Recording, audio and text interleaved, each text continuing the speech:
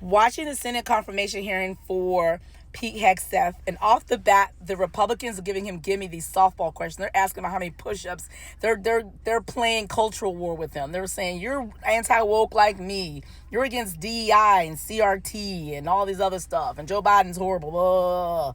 One guy, Senator Mark Warren, said, who amongst us haven't cheated on our wives? We're all alcoholics here. Who are we to judge Petey Boy? Petey Boy, he's a changed man. He's giving himself to the Lord. I've given him myself to the Lord. I'm like, y'all serious? The standards are so low. That's the Republican side. The Democratic side, the only thing is that I wish they would have coordinated, because Senator Elizabeth Warren read down the litany of the anti-women things he said, and then it was like two other women did the same thing.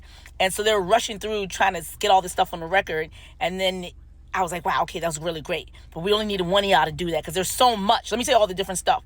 Then another senator, I guess Senator Mark Kelly did the best job of like trying to like lay out all the different allegations he had, because he was found to, with regard to sexual allegations, that there was a woman who had accused him of drugging her and taking advantage of her, but they settled, and it was an NDA.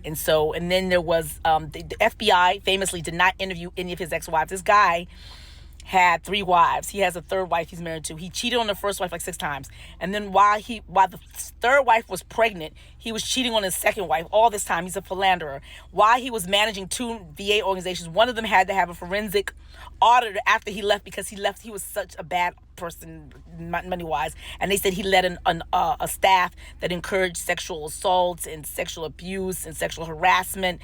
And they were accused of sexual harassment under his watch. And he's like, I don't know what y'all talking about. And some of his Fox News like employees went on the record with their name of saying that sometimes some opportunities, some parties, he was so drunk they had to carry him out. Like, these on the record statements. Like, all this stuff is like public knowledge. Before this hearing, Pete Hegseth had already said, yeah, I'm a changed man, I'm a new person, and I would never drink again if I get confirmed. He said all this stuff. During the Senate confirmation hearing, each time they were trying to get him to admit that and say, Senator Kaine said, would you say that if somebody was accused of beating their wives or being abusive to their wife, that would be disqualified? He refused to answer the question. And the reason why is because I'm thinking like it's something, he doesn't know what people know, what he doesn't know. And if he says yes or something like that, it looks bad. When Mark Kelly asked him yes or no, did this happen? He, instead of saying yes or no, he would say like salacious accusations or accusations, false accusations, false. He refused to say yes or no, because if he say true, I guess he figured it looks bad. But you look more honest. If you say false, it's perjury, because we all know from Roger Stone that you get prosecuted and go to jail for perjury. So he can't say false because the record is there. So he doesn't want to say false. He doesn't say true. So he says this thing. He just looks like dishonest. He looks disqualifying, because it's kind of, you don't even, and when they were asking him hypotheticals, like, would you say somebody who refuses to uphold the oath is a bad person? He was like, no, I'm not going to say that. Like, he refuses. Like, at some point, Senator Sorkin said Donald Trump has said that he was going to use the military against the enemy within, which is like people. That's like his political enemies. That's regular people. That's like me. Like, would you like support him? That he refused to say no, I will do that. He's so still beholden to Donald Trump, though. He's on record of saying that Donald Trump is a grifter. Like J.D. Vance, how J.D. Vance said Donald Trump is American Hitler.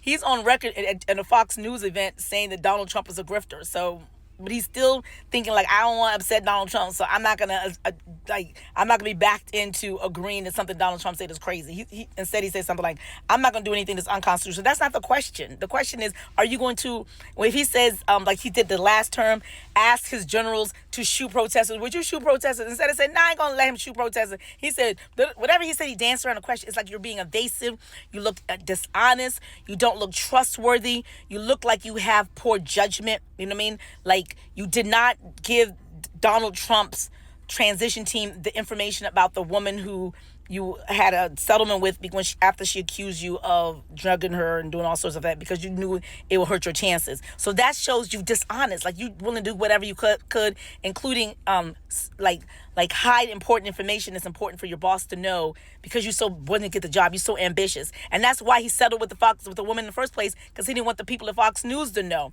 And then all his wives, a bunch of them have NDAs signed. Like, what the hell is going on? Like, you're trying to hide all this stuff from the American people, but yet you want to be in a position. The military requires people with honor, integrity, dignity. All these things is when I think about the military, and he has none of that. I hope this guy does not get confirmed. He probably would, but it just sucks. Ugh.